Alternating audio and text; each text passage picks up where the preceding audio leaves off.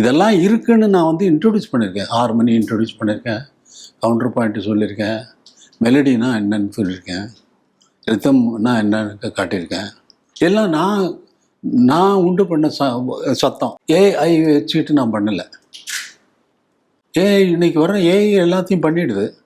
அப்புறம் நான் என்ன பண்ணுறது? அதோட போட்டி போடுவேன். போட்டி போடணும்.